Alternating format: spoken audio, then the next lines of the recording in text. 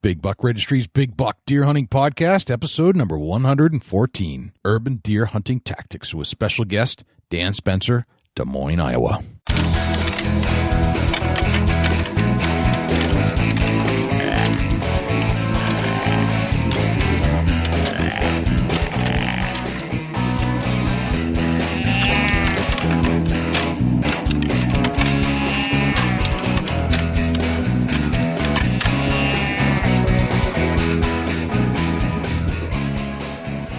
Big Buck Registry is a virtual museum of hunting stories. We preserve a piece of Americana by interviewing and recording hunters about their hunts and experiences from across the country.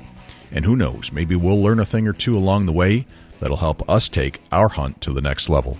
Hey, this is David Marsh with Marsh's Outdoors Ventures from Columbus, Ohio, and you're getting ready to hear another awesome tale from the Big Buck Registry. So keep it locked right here, guys. Hi, this is Jen O'Hara. And this is Narissa Harmon with Girls with Guns Clothing and Universal Huntress TV. Get ready to gear up for another amazing podcast with Jay and Dusty on the Big Buck Registry, Big Buck Deer Hunting Podcast. Hey, this is Tim Salerno with Salerno Brothers. Hi, this is Randy Salerno with Salerno Brothers. Get ready to listen to another great episode of the Big Buck Registry's Deer Hunting Podcast. Welcome to the show. This is Jay Scott, your host of the Big Buck Registry's Big Buck Deer Hunting Podcast. And guess what? I've got a co-host sitting right here with me. What's up, Dusty? Man, it's another day closer to whitetail season. Yes, sir, it is. Yes, sir, it is.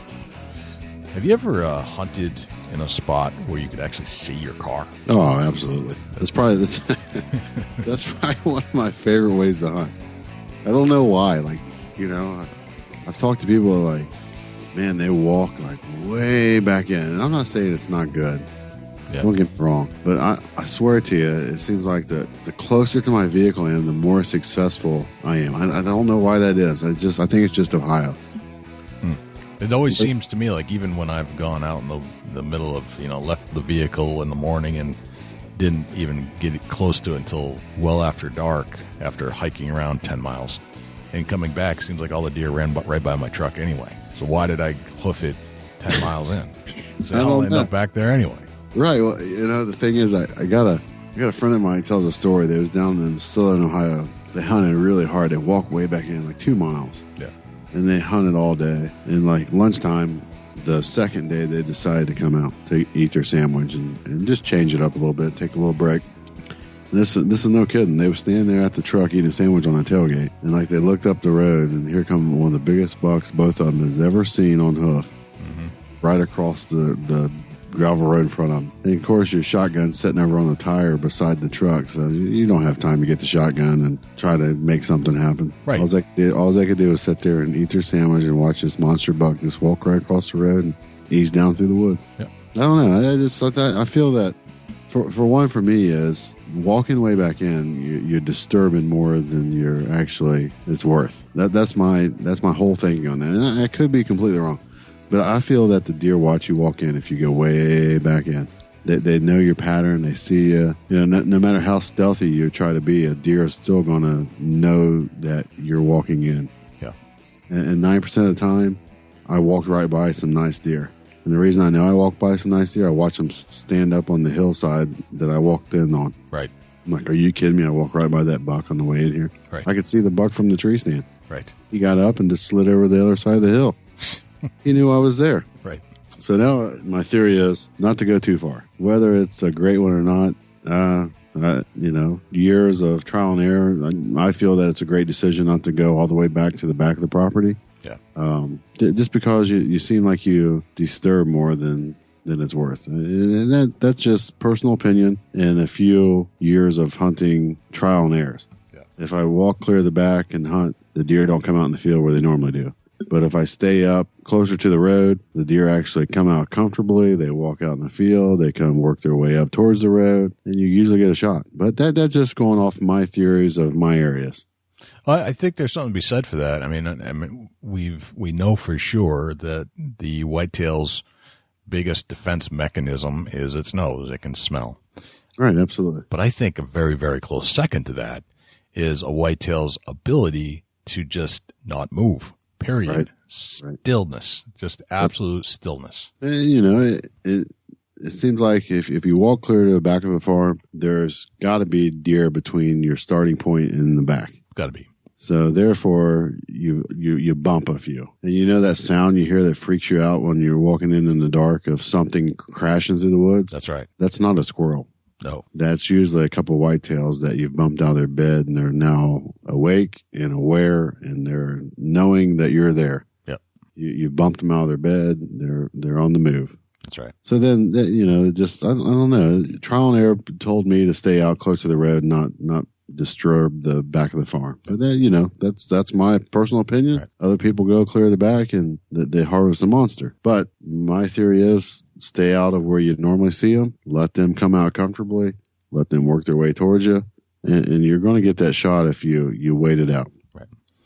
So let's say that you don't live in the country, right? But you live in an urban area where deer live.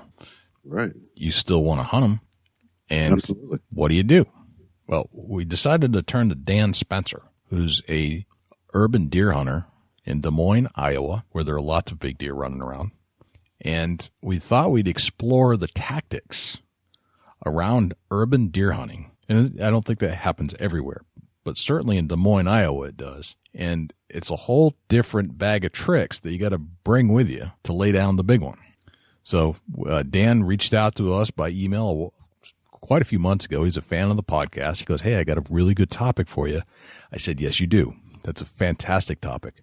Yeah, urban deer hunting is something that we haven't touched base on, Jay. Yeah, it's been a little while. A couple years ago we did with Rob Lucas, but this is a little different than that.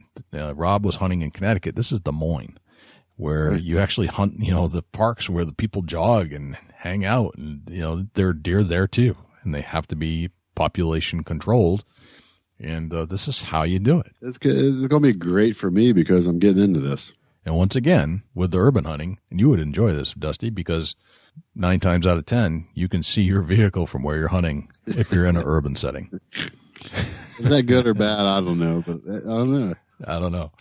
It's a thing that I'm not scared to do. I can see my truck. I'm not scared of that. But it's still hunting. They still have to be hunted, and it's just a different aspect to hunting that I don't know if we ever think about it too much. But I thought it would be interesting to get off the beaten trail, even though it's on the beaten trail more than anything.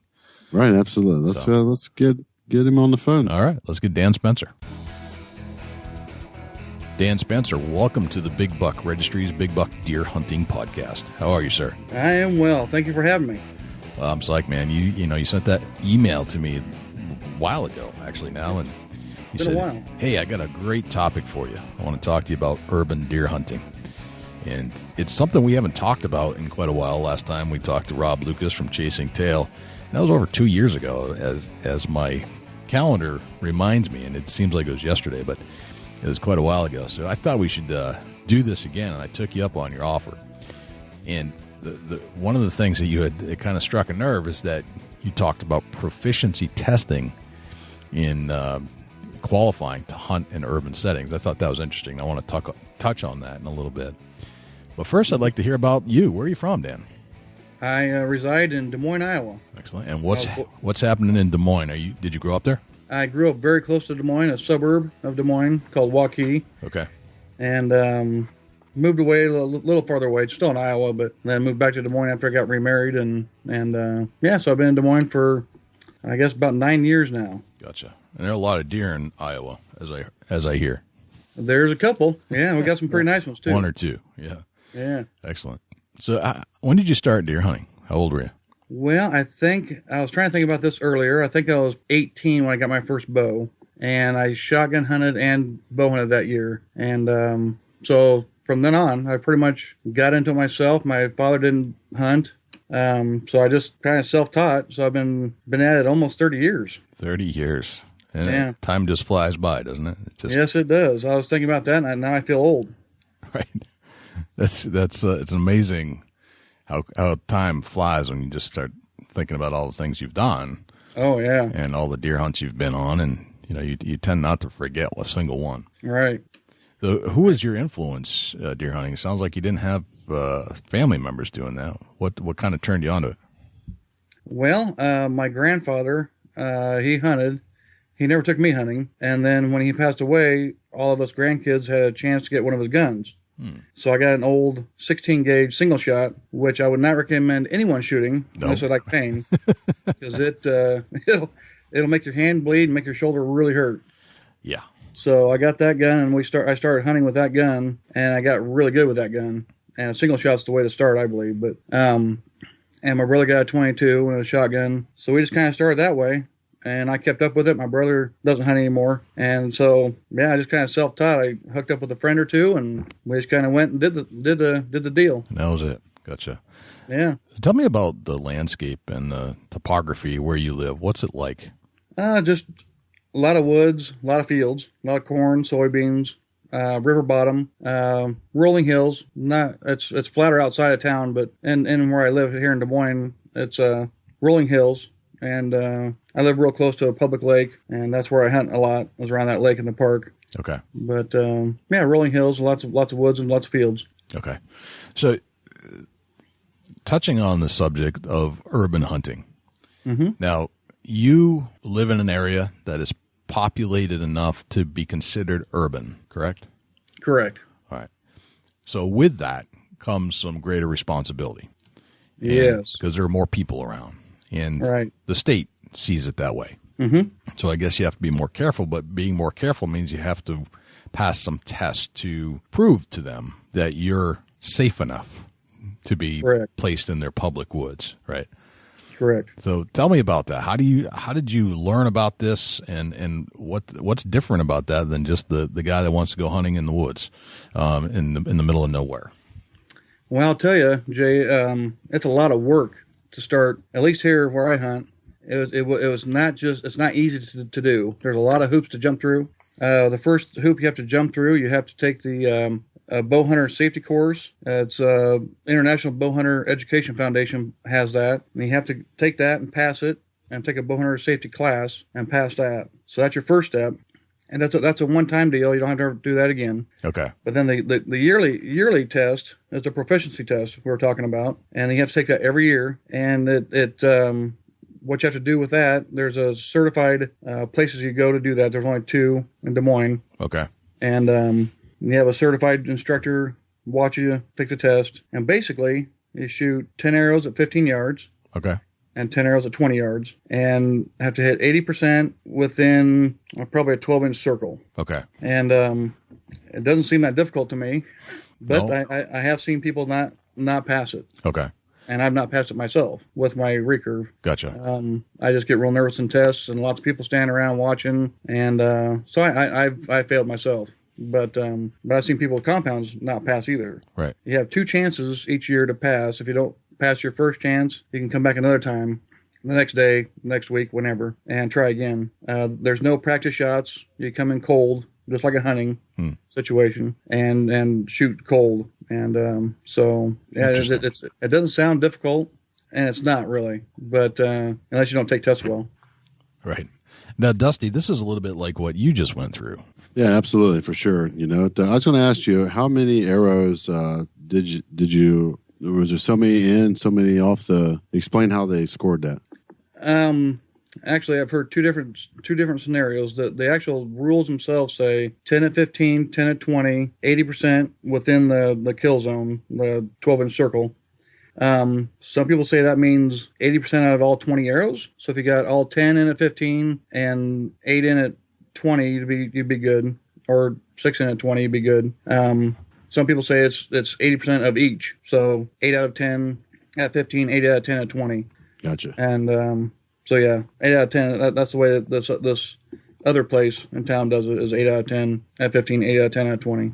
Gotcha. Now, who is it that's conducting the test? Is it somebody sent by the state, or an instructor that had to qualify themselves? We have 2 shooting ranges in town, and we just had one there for a while. And the owner who passed away that had the first shooting range, he was one that set up the proficiency test and started the whole urban hunt thing. And so he was a qualified bow hunter, safety, and instructor. So he would just watch you shoot. Mm-hmm. So it's not like a state appointed person. It's the person that owns or works at the archery range. Okay. So where does the whole requirement come from then? If it's not a state thing, is it a city limit thing? Is it a city thing? Well, it is a state thing. The Congress, the Iowa State Congress, Yep. They do all the rules for all the hunts. So it did come from them, but it's not a state appointed, I guess, person that watches you. Okay. It's just somebody that's qualified that runs the archery range. Okay, gotcha. So what makes it an urban hunt? What is the definition of an urban hunt to you? Well, an urban hunt here is, like I said, we hunt a lot of parks in the city limits. I guess an urban hunt would be the city limits. Okay. The outskirts of the city, of course, you may not have very many people, and you can get permission on private ground that's in the city limits, but it's outside the city. I've never attempted to do that yet. I have a friend of mine that does that. So you're not actually around a lot of people, a lot of houses, people walking through trails through the park and the private ground. But so there is that opportunity also. But I guess just anything in the city limits where you could have a chance of running into a person or a person seeing you, or where deer are a nuisance to the community. Via car accidents or eating your exotic plants or your garden, that type of thing. So, I mean, are we talking about like city parks, like where you'd find more concrete than trees kind of thing? Or is it a little more spread out, like I would envision Iowa to be, with lots of cornfields and soy fields and things like that? Yeah, it's most of the parks. The one I have the most is one of the smaller ones, but of course, there's driving roads going through it, and there is some new cement trail going through there for bicyclists and walkers, and there's a lot of walking trails through the woods also. So I see people out walking all the time. Okay. And some of the other parks, there's one that's near a golf course, has a golf course in it that I'm planning on hunting this year. One of them is several hundred acres, and there's walking trails going through that, but that's it. I mean, there's no other cement in that park. Okay. So it's basically just the woods with the trail going through it. But other ones have actual cement trails going through them, yeah. Okay. But it does attract lots of people. Yes. Non-hunters are in these vicinities at the same time you are. Right. As you're trying to hunt a deer, they're going on their morning jog. You bet. Okay. Yep. So how do you prepare for that? Obviously, we covered the proficiency test, but as a hunter, I mean, that's just getting the rights to do that, or the privilege to do that, starts from the testing. But then what do you do? I mean, there's got to be a whole other rule book here that doesn't apply to the big woods. So what types of things do you start trying to figure out? I mean, this is a whole different ballgame. It really is. And every, like the main area I hunt is called just a Polk County hunt. And it's not like the Des Moines Park and Rec hunt. I've done the Des Moines Park and Recreation Park hunt. I did another suburb called Pleasant Hill. I did their hunt. There's several other suburbs that have their own hunting regulations, and all of them are a little bit different. It's really kind of crazy. Now, what do you mean by different regs? You mean that each park has a different rule book? Well, every suburb has their own like special rules. Like say for instance, Pleasant Hill. I hunted there my first year, and they had several hunters in several different areas. You could sign up for an area, and they would assign you. You could tell them if you wanted to hunt during the week or weekends, and they would give you, like, you can hunt this date to this date on that area, and so will this person and this person. And then you're not hunting that area for another week or two. And then they just set out the schedule. And it seemed too time consuming to me. It was pretty complicated. Another urban area, suburb, I talked to a guy that hunted there, and he said that their first year you had to wear blaze orange. You couldn't hunt before 8 o'clock in the morning. You couldn't hunt after 3:30 in the afternoon. I mean, it's just the best times to hunt. You couldn't hunt. And was there a reason for that, or was it just? Well, he said that the person that was running it didn't like hunters. So she didn't think that they should even have a hunting thing in her town. So she kind of made it difficult for everybody. But and it did make it difficult because he said wearing blaze orange up in a tree, people would walk by on the trail and they'd see him automatically, and they'd come over and see what he was doing. Why is this guy in orange in this tree? Right. They don't know any different. They're not hunters. It's kind of defeating the purpose, right? Yes, it does. They don't do that anymore. But get into that a little bit more detail on location. How do you get notified where your location you're going to hunt? Is there a lottery? Tell us a little bit about that. Well, that's one reason I hunt Polk County, because their regulations, they don't restrict numbers of hunters in certain areas. They figure the hunters will work that out themselves. So I kind of like that. But you can sign up for certain parks. Like I signed up for the lake near my house and 2 other ones. So I have permission basically to hunt those 3. I can get permission to hunt other ones in Polk County, but I need to, get written acknowledgement that I can hunt there and things, so they know who's there. And they also issue a tag to put in your car window. So they see this blaze orange tag in your car window, and the officer or police officer or a ranger or whoever sees that, and they say, okay, there's a bow hunter out here. They should be here late. It's okay, or early. And they know it's a bow hunter. That's not somebody that's out there walking and maybe fell down and got hurt, on a trail or something. They know you're out there bow hunting. Right. So that's a good idea. So when you're talking about when they assign you an area, like you're talking about an area, right? How big are these areas that you're getting assigned to? How many square miles? Oh no, there's no square miles. The park I hunt, I don't know how many acres the total park is. I was going to look that up before I talked to you. I think it's 260 acres, I believe. Okay. As the whole park. The big one I hunt, that includes the lake. The big one I hunt's probably 350 acres. Okay. And the other one's probably about the same size, and it's kind of on the outside of town. That's the one by the golf course. Probably about the same size. The one that's inside town that I drove by today, it's probably less than 10 acres, but it's right in the middle of town. Interesting. Yeah. All right, so you're talking about some 10 acres, that's nothing. So you got to, do they put other hunters in there at the same time? And that one is specifically just Des Moines Park and Rec. It's not Polk County controlled. So that guy puts a certain number of people in certain parks, so it's not overcrowded. There's not 20 people trying to hunt this 10-acre piece of ground. Okay. And he only has one hunter in there a year. So just to give you perspective, 268 acres is less than half a square mile. Right. Less than a mile.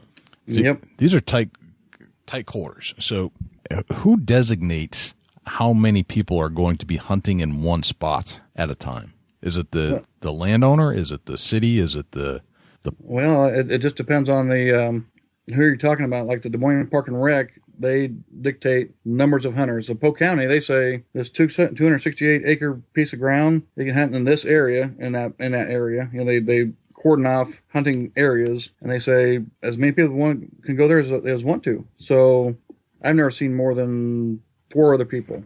Okay. Total, not at one time, but total. So because it is a small area and there's not very many good spots to put tree stands. We can talk a little bit about that if you want to. Yeah, that is interesting. Okay, so you don't. The first thing that kind of comes to mind, the first question is that so you're hunting these urban areas. You're preparing your tactics that way. Mm-hmm. It sounds like you're setting up tree stands, and there are lots of people around, and you have to figure out where these deer are coming and going from, and it sounds like, these are fairly heavily beaten paths, and not by deer. We're not talking about deer trails. We're talking about human trails. Right. And from experience, most of the hunters that I know wouldn't think to go hunting in city limits. Not something that usually goes hand in hand. Some smart hunters would, I would think, who feel that there's an opportunity, and certainly there's some big deer growing inside of urban areas. So your competition is probably fairly small, is my guess. And based off what you described, would you say that's the case? Yeah. I have been out scouting before, and you find a nice trail, you find a nice ridge, you see a nice funnel, and you go there and you look up. This is a perfect tree. You look up and there's a tree stand. You're like, oh, okay. So you go a little further, find another awesome looking spot, and look up and there's a tree stand. So that does happen. One of the tricks to that is you cannot put out your tree stand until a week before the season starts. Okay. And so that day, the busier areas, people are out there first thing. They're out there crack of dawn, putting up their tree stand. So that's one of the keys to doing that. If you're hunting a busy area, is to, if you know your area you want to hunt, if you've had success there before, you want to get your tree stand out there early. Okay. And I've never had anybody. I had one guy set up what I thought was too close to me, so I just moved. It's not a big deal. Okay. But so how do you scout an area for deer in a park? Tell me about that. What I do is I just don't walk the trails. I just walk through the woods. And one of the tricks are, number one, you can't shoot towards a trail. So your tree stand can't be facing a trail, shooting towards a trail. Number two, you can't shoot any more than 25 yards. So your tree stand has to be 25 yards off any trail or any road. Okay, gotcha. You can't trim anything. There's no shooting lane trimming. So that's another big thing. You have to use an elevated stand, of course, because they want you shooting downward angles, so there's no safety issues. Yep. Then you have to find deer trails, places where deer are at, and combine all those things together to create a good hunting opportunity. And that can be tough. So what do these deer trails look like in amongst the human trails? What are you looking for? Is it the same as hunting the big woods, or is it different? Pretty much the same as hunting big woods. Okay. I look for, there's some serious deer trails, which are usually the doe trails. And then 10, 15, 20 yards away from there will be a smaller trail, which is usually the buck trail. And the thicker areas are usually better than the thinner areas, of course, because they still like cover. They know people, and I'll tell you what, that's where it gets tricky too, because they know people. There are people around them all the time, so they are experts at avoiding human beings. If they see you, or of course they smell people all the time, so the scent thing's not as big as you would think it'd be anywhere else, Right. If you're hanging out in the big woods where people aren't there ever until a certain time of the year, and all of a sudden there's all this human scent, and they all go scurrying for the, deep timber. Yeah. It's not that way here, but if they see you up in a tree, they're not coming by, or they'll skirt around you, 40 yards. They're experts at avoiding you. Do you have a tactic that you use to hunt them particular deer in that scenario? Yeah, I try to find trees that are... I like to hunt close to trails because usually I use a recurve. Last year I started with compound, but I've been hunting with recurves for 25 years, but recurves longbows. But so I like to get close to trails, but you can't get too close to a trail with those kind of deer that are looking around all the time. And I try to find trees that have some cover around them, which can be difficult also because you can't trim anything. But I do have a trick for that too. One of my tactics for hunting those kind of areas where it's thicker, you can't trim anything, so I save bowstrings, I save pieces of rope, I save shoelaces, whatever. Paracord's awesome. You just tie up as high as you can on whatever sapling you want out of your way and bow it down and tie it to another tree. So you're not cutting it, you're not harming it, but you're moving it out of the way. Interesting. And it works fantastic. That's a great tip, and I may run in the same scenario there. I was going to use I make myself a little grappling hook, because some of those, the higher you get, the easier they're bend over. And I'm about 6'3" and about 260, and I look pretty funny screwing up a little tiny sapling. and I've done it. I feel you. That's one way to get them to bend over. But if I could throw a little gapping thing up there and hook up high and then pull that thing down, that'd be the way to do it too. Because then you're not violating rules by cutting. You're just moving and shifting your own lanes. Right. And you just put it back the way it was when you're done. Right. That's a great tip. Make sure you cut your strings and get them off there. And if you get up in your tree stand and notice that you didn't move it quite enough or something else is in your way, you can just get down and adjust it. It works fantastic, I'm telling you. Works great. I could see how the deer would not be as sensitive to the smell because they're around humans all the time. Right. But the sight thing, definitely, they'll move if they're getting too close. And they won't go there at all if they feel like they're getting too close. It's your job as the hunter to go find their corridors that they're traveling through the most and not disturb it when you're getting in there, because there can't be that many places where they can go, right? It's not like they can go and hide out in a large piece because there just aren't large pieces in parks. Right. But so you have to be tactful in how you get in there and not disturb the deer movements so as to inhibit your abilities when you hunt. Right, exactly. Okay.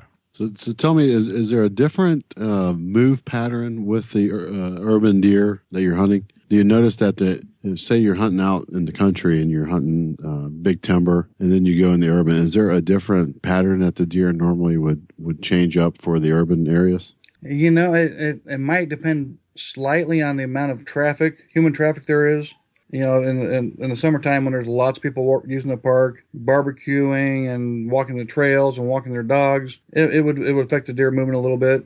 And in the fall when people slow down using the park, and it's not as comfortable out there for people to walk, I don't think they move any different. They move early and late mostly. They move out. Does usually first, and then the bucks will move out. But of course, during the urban hunt, we're focusing on adult does mostly. They do have incentive tags for bucks in some areas, and that's how I got my buck put on your website last year. Yeah. Gotcha. I got an incentive tag for a buck. So let's say I'm going to throw a scenario at you here. Okay. Let's say mostly these parks, and I'm going to base this off of what I see here in Ohio. Like most of these parks from about 7 a.m. to 9 a.m., there's people usually doing like an hour, maybe a 2-hour walk. Mm-hmm. I'm just curious out there, with your experience in hunting the urban deer, do them deer tend to hold off on their movement if the traffic's still there early fall? Do they move a little bit later, early fall? Not necessarily. Like I said, they're experts at the human movement thing. Okay. So they know when somebody's walking down a trail that they're probably not going to see.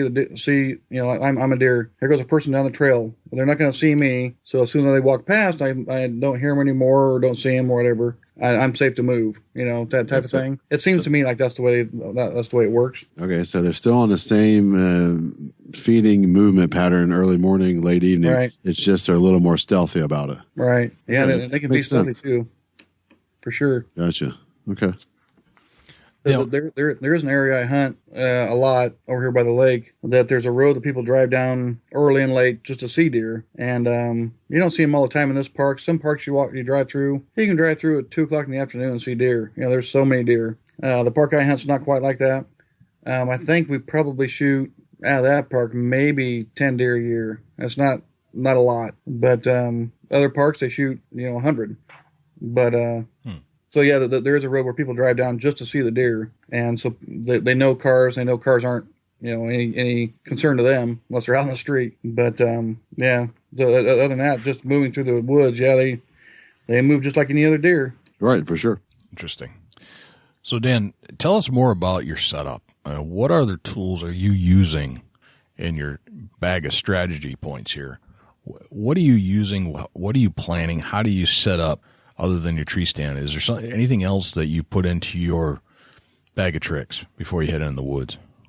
Early season, I would say a thermocell, because September 19th, the mosquitoes are still out. Right, definitely. And they are out and hoarding droves of mosquitoes. So a thermocell and that permathon stuff you can spray on your clothes and your hat. Yep. That stuff works great too. I used that last year, and that was fantastic. So that for sure.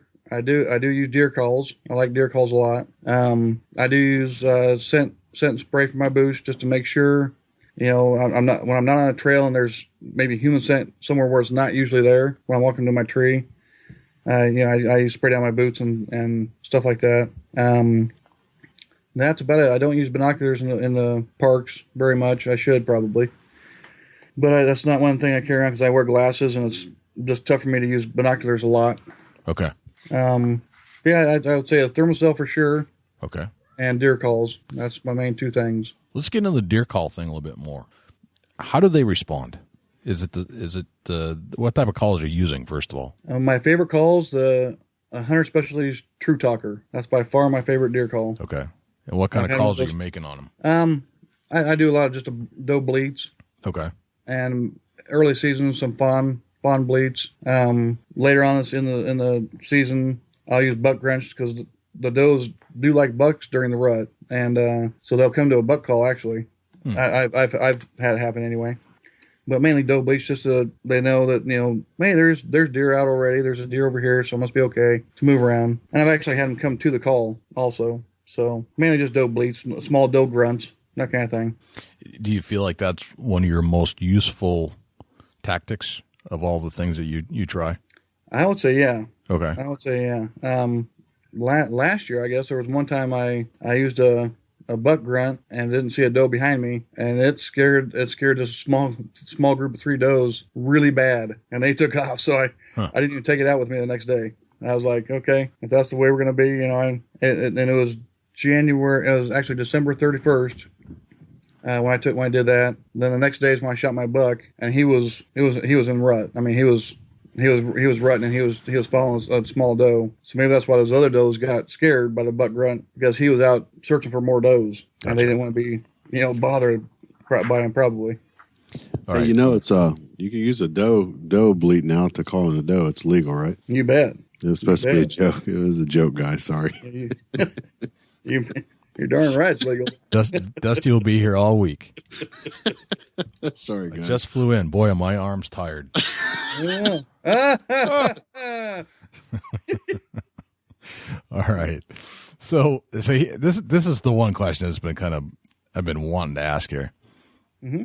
So you shoot a deer with a bow, and there's people walking down the trail. What happens? Well, I haven't had anything bad happen yet. I've been pretty thankful for that.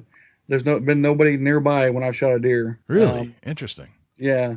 The deer I've shot mostly in the urban season has been when there's snow on the ground or when it's cold and Harley Bay's out. I haven't really talked to anybody that's ran into...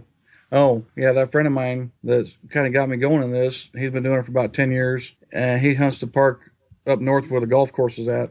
And he shot a deer, and it landed pretty close to this guy's camper, apparently. And the guy didn't appreciate it very much. Okay. Because he'd been there, and he'd been feeding the deer, and then this guy shoots a deer. And so that didn't go over very well. Gotcha. So But, What did they do in that situation? How did they resolve that? well, they had to call the ranger, and the ranger just comes and talks to the camper and says, he has permission to be here. He's passed all the tests. We need to get rid of some deer, and sorry this happened to you, but this is an urban hunt area, so that's just the way it is. And they always stress that if you have a confrontation with a non-hunter, a citizen that doesn't understand what's going on, to just walk away or call the ranger or something. And thank God I have not had that experience yet. I've never had anybody look at me in the tree, but I'm sure sometimes if you get somebody that's totally anti-hunting, it can be pretty hairy when you're up in a tree and can't get down and get away. right. So you just call the ranger and they'll come over and tell them that this is legal. They're here legally. We want them here to save your car from an accident.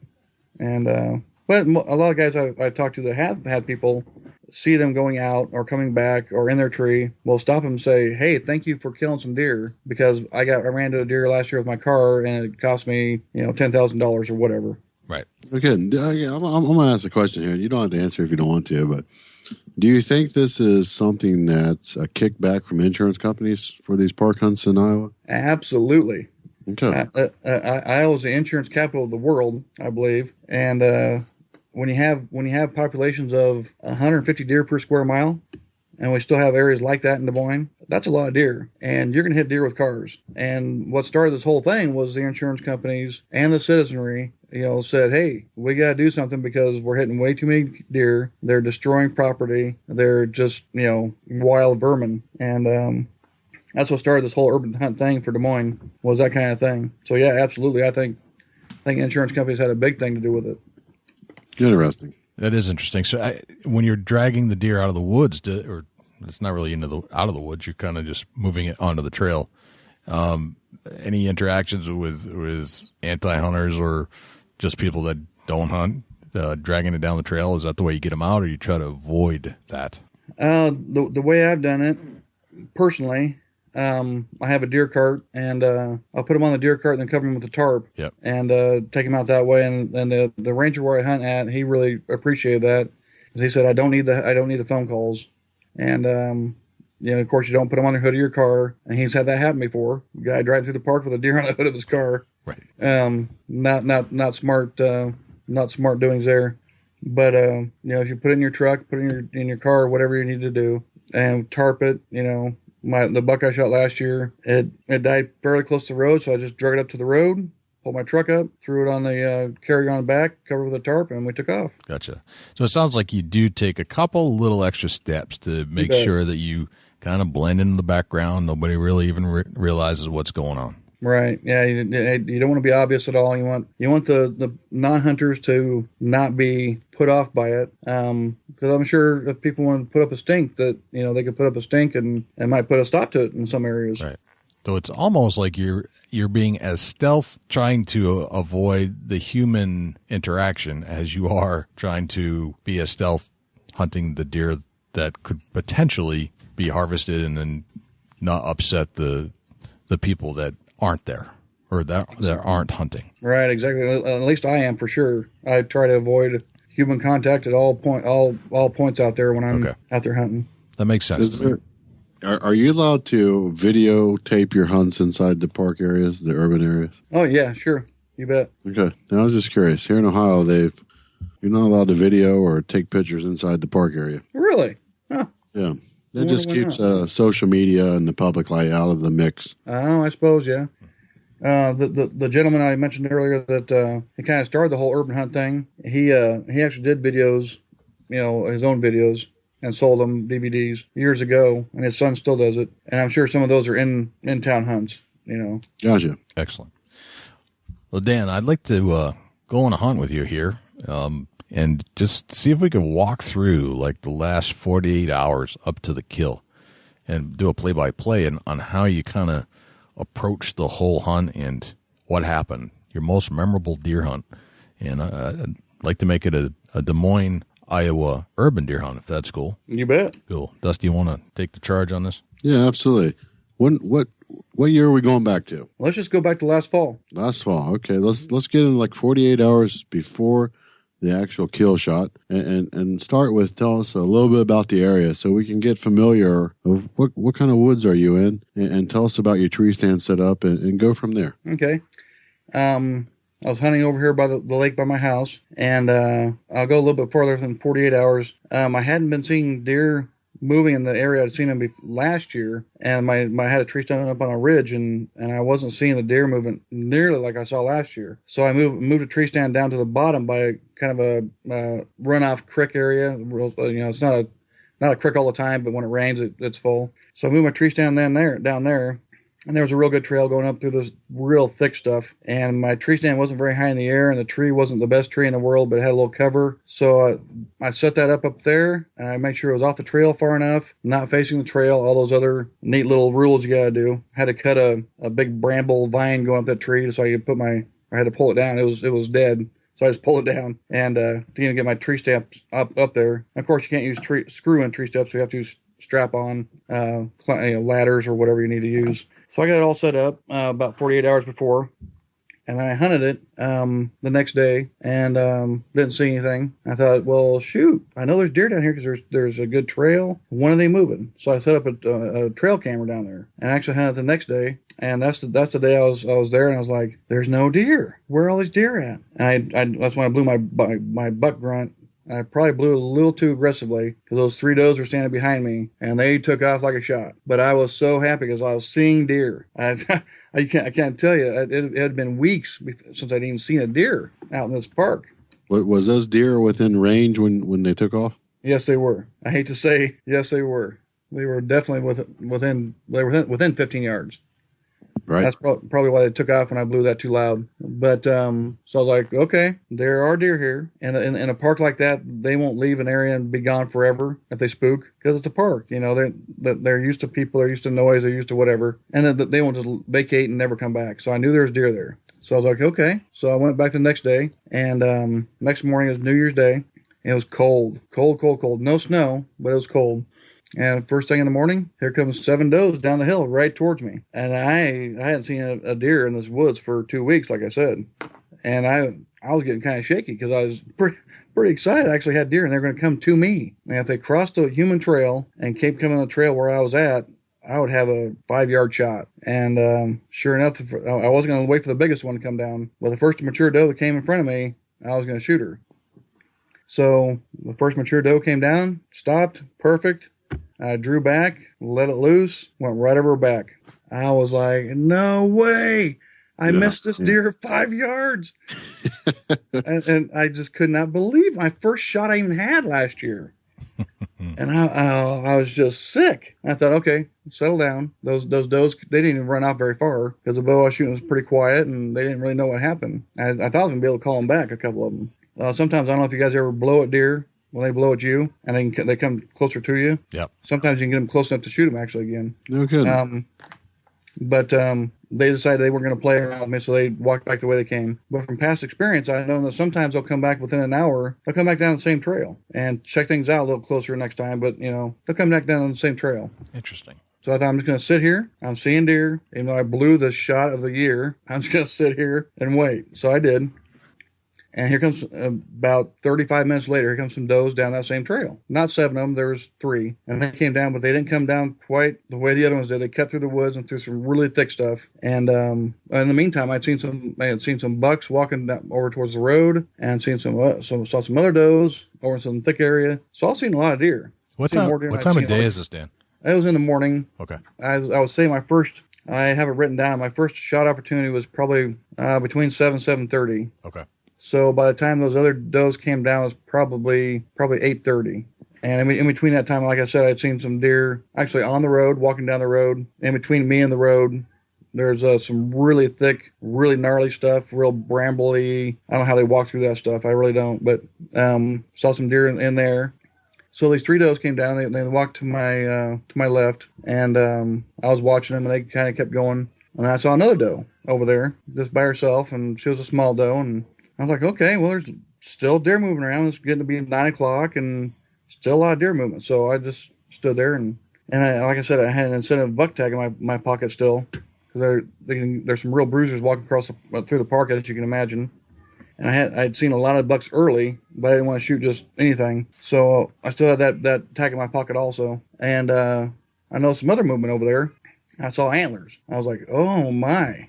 And he's a 140 class 8-pointer. So he's been around a few years. And I don't know how many, 3.5-year-old maybe, I don't know. But he's not dumb and not moving very much like a buck following a doe in heat. They don't move very much. And I would lose him in the brush. And then I'd see him tip his head, and okay, he's still there. And he followed that doe, and they walked off. And I thought I'd never see him again. And then about a half an hour later, here come they back. Come back the same way they went. And I was like, oh, please come over here. One of you guys need to come over here. And the first thing I thought about you, Dusty, when I was going to talk to you guys, because the first thing I saw him was his brow tines, these big, long brow tines. Nice. And I thought, boy, I want to see what Dusty calls this buck. But I have my own name, I think. But anyway, I was like, he's a nice deer. I want to shoot this deer if I can. And I grunted at him, and he'd look over my way like, I got my girlfriend here. I'm not coming near you. I suggest you not come near me. So he was glued to her, and it's January 1st, and I'm thinking he is rutting, and his tarsal glands are black, and he is stinking. Right. And it's January 1st, but this doe he was following was really small. She was a yearling for sure, and I kind of felt, she's pretty small, and he was pretty big. So I was like, you're way out of her league, buddy. But anyway, so she came down the trail across the human trail, right towards me. I thought, awesome, he's going to follow her, and it's going to be perfect. And he kind of ran to cut her off a little bit, and she just kind of looked at him like, whatever, like the does do. What are you going to do? I'm going to eat. I'm going to go bed down, whatever. So here he comes across the trail. And as soon as he came across the human trail, and I had a good spot where I could shoot him, I pulled back. Well, before that, I guess the doe had seen me up in the tree, and she stared at me, and she stared at me, and stared at me. But then she kept coming, and she was pretty young, and came right by my tree, and I got this beautiful picture on my camera, my trail camera. And actually, the close picture, where basically it's just her head, you can see the buck in the background up in the corner looking at her, just barely. So that's kind of a cool picture. But so anyway, she came right, she was close to my tree. She walked by about 6 feet from my tree probably. And I thought, here he comes. But the problem is he was walking straight towards me. So I'm pulled back. I have my pin on him, and he's coming. And then he stops, and we have a stare down, and he is looking, and I am pulled back. I'm rock steady, but I'm thinking, this is not a good shot angle, and you need to turn a little bit. And he was kind of really in that spot where it was, do I want to keep coming, or is this not the right situation for me? So you can kind of tell what was going on. His ears were kind of swiveling around, and then both ears kind of laid back, and I was like, uh-oh, he's going to take off. And he took a step to turn around to go back the direction he went. I let her fly and just drilled him. And I always forget how fast those big bucks are. They are so fast. Man, when he took off, he just lightning fast. And I heard him crashing through the timber, and all of a sudden it got quiet, and then crash, crash, crash, crash. I heard him fall down. And I was like, yeah, he expired within 6 seconds, I bet. And the doe, she was still standing behind me. She didn't know what happened. But I was too excited about that buck to even think about her. So I was standing in my tree stand, trying not to fall out, shaking so bad, and couldn't believe I got this shot opportunity. And the season was going to close in 9 days. Right. And I finally got my buck, and I knew he was down. And I was going to sit there for the required half an hour. The required half an hour you have to stand there and try not to fall out. And about 5 minutes into it, here comes a big coyote down the trail. And I thought, you got to be kidding me. This coyote's already smelling my dead deer? There's no way. He's not going to get my deer. So I got my stuff together and let my bow down and climbed down and followed the trail right to him. He went about maybe 40 yards, and he was just all piled up right there. So it's the biggest buck I've shot with a bow. So I was pretty stoked. It's a great story, Dan. It is a great story. Yeah, he's pretty nice. That's awesome. One of the requirements for the urban hunt is when you get a deer down, you need to contact the contact person, the ranger, whoever you need to call, and so they can verify it. You need to call it into the state. Your state tag has a number on it. You call into the state and report it. Call your ranger, and then he comes out, or he can meet you somewhere, or whatever, however it works. My ranger came out and met me, and I actually brought my son with me to help track it. I wanted him to follow the blood trail, and it was definitely a blood trail that a blind person can follow for sure. Gotcha. And he about walked right into it, but looking down at the blood, and there it is. That's awesome. So the ranger actually took a lot of pictures of it too.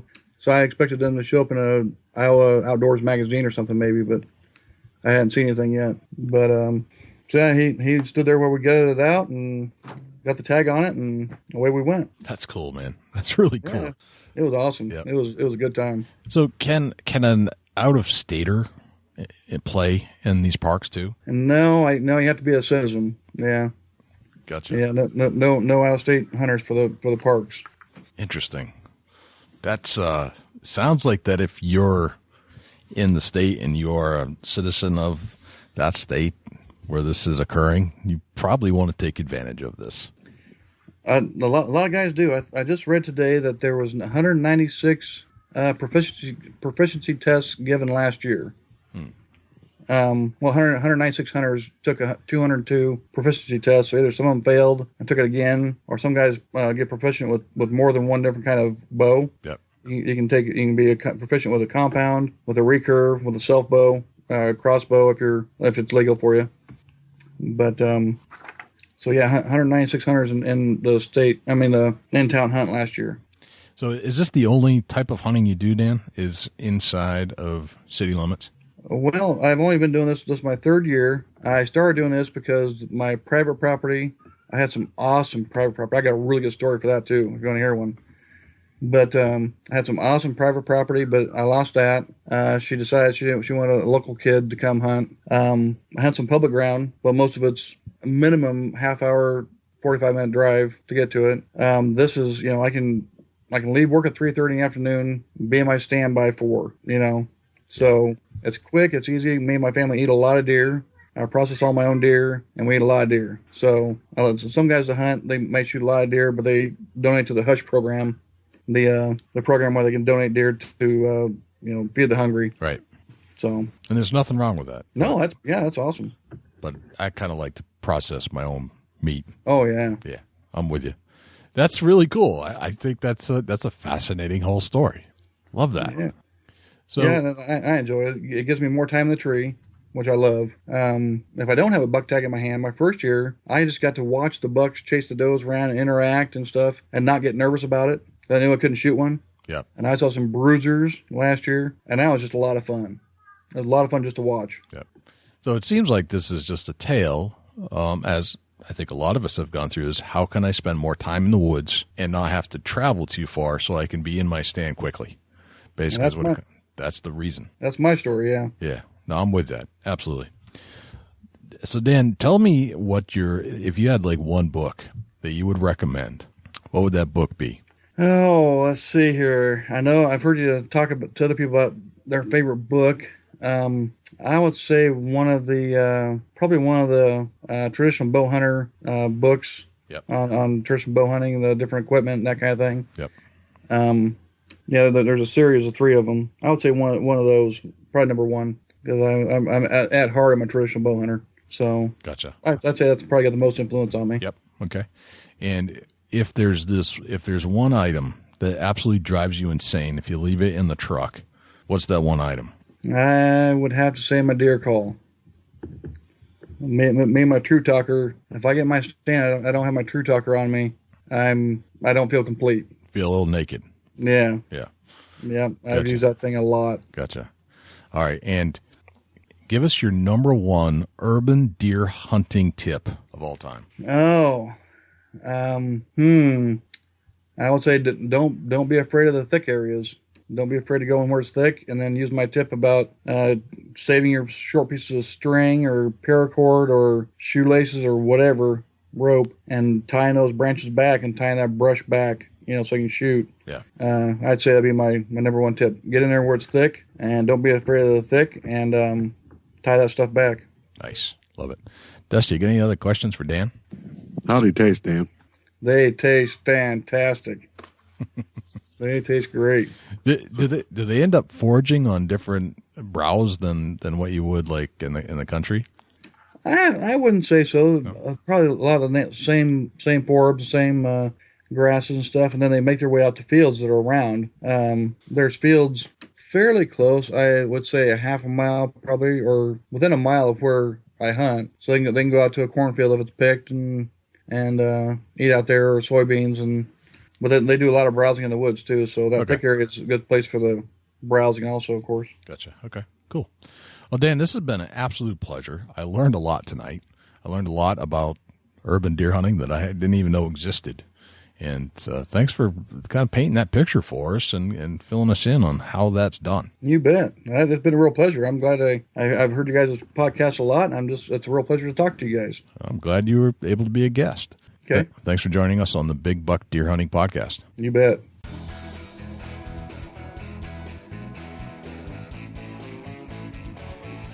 Dude, that was amazing. It was. It really was. Like, it goes to show you that it's not how far back in or how deep you get. You can kill a buck in the right scenario pretty much anywhere, Jay. If you know your territory and you know where your deer roam, you don't have to go very far. In fact, I can't tell you how many stories I've heard about people who went 30 yards off the road and shot one of the biggest bucks of their life because they hang out there too. It's not like they don't hang out around roads. They do.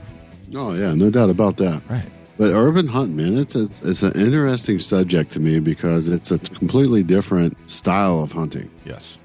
Different style hunting, and there are big bucks that grow in these areas because there's not that much pressure when it comes right down to it. When you're a hunter, you don't think about hunting the urban settings, but I think there's so many opportunities there. Yeah, there's no doubt about that, and it's one of them things where if you can't get in the program like Dan does, yeah, you can probably find a residential area that's in the urban area that you can hunt on with the proper permission. You're with your bow. That's always a better approach, I would think, than saying, hey, I'm going to come in here and hunt with a gun. Say, I'm a bow hunter. It seems for some reason it gets handed a nod somehow. Yeah, I agree to that. A firearm brings up a whole different level of awareness to a homeowner. Right.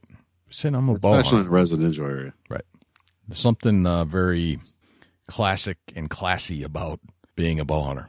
Yeah, it's really interesting how that works. Yeah. It's a mindset. I don't think gun hunters are any different than bow hunters at the end of the day, but to the person that doesn't hunt, it seems to be something more unique, more traditional, and somehow a safety factor. Really comes up. They feel a little safer when you say archery equipment. Absolutely. Yep. They know that if you're at their back by their woods, that you're not going to be able to shoot through their windows. Yeah, and they like makes sense. That makes a lot of sense. Yep. Well, thanks to Dan Spencer again for kind of give us the ins and outs of urban deer hunting in Des Moines, and it probably applies to a lot of other urban settings across the country. So, Dusty, do we have a Chubby Tines tip of the week this week? Oh, man, we got a good one this week, Jay. We got a good one. All right, lay it on me. I want to say something here that brings me back to my home roots. Okay. There's nothing easy about farming. If it was easy, everybody would do it. Okay, it's hard work. There's times that it's not the most comfortable situation, and I'll give you that. In your hours in somewhere that you're not comfortable. Let me tell you, whitetail hunt the same exact way in a sense. Because just because you don't have that most comfortable tree or the most perfect tree for your setup, or it's not the tree that you dreamed of, if it's the area that you feel is a potential kill zone for a nice mature whitetail, and there's only one or two tree options there, you pick the best one, the safest one, and you make it happen. Don't be stingy on where you hang your stands at, people. Right. Opportunity is there. You often walk by it by not having that proper scenario that you dream of. Right. So if you see the evidence of a mature whitetail in this particular area, and it's not the best area to hang a tree stand, but you think, oh man, that tree would work if I had to go there. Well, don't shoulda, coulda, woulda. Go there and make it happen. That's my tip of the week. All right. I like it, man. Excellent, dude. So where can we find you, Dusty, when you're not here hanging out with me on the microphone? Facebook.com/Chubby Tines Outdoors, Facebook.com/Chubby Gobbler. You can also reach out to me on Instagram @ChasingAntler. Jay, where can the people reach out to you when you're not right here on the mic? You can find me on Facebook. It's BigBuckRegistry.com/Facebook. You can find us on Twitter, Twitter.com/BigBuckRegistry. Give us a call at 724-613-2825 if you'd like to talk to me or to Dusty, or leave us a voicemail and let us know what you think about this show. You can always find us on iTunes. And if you're an Apple user, please do this. Go to your podcast program or your app, type in Big Buck Registry, and download our app, or if you're in the App Store, or listen to the show on the podcast app and do a search for the Big Buck Registry and type in your review of this show. Give us a 5-star review if you love the show. You can always send in a picture of your big buck to BigBuckRegistry.com/mybuck, and there will be all the instructions right there. If you'd like to download our app to listen to this podcast on an Apple device, it's BigBuckRegistry.com/app. If you would like to donate to this show, you can go to BigBuckRegistry.com/donate if you're a supporter, or if you'd like to pledge your support, we also have a pledge page, BigBuckRegistry.com/pledge. So I think those are all the places we're hanging out, Dusty. Big Buck, Big Buck, Big Buck, everywhere. Big Buck. Hey, also, we're doing Name Your Buck. Still running the $59.99 Big Buck Deer Naming Special by Dusty Phillips. Absolutely. Send in a picture and we'll name your buck. We'll give you a buzz. Tell you the name that I come up with. Yes, we will. Oh, man. I'm Jay Scott. Now I'm Dusty Phillips. This is the Big Buck Registry's Big Buck Deer Hunting Podcast. See you next week. Can't wait.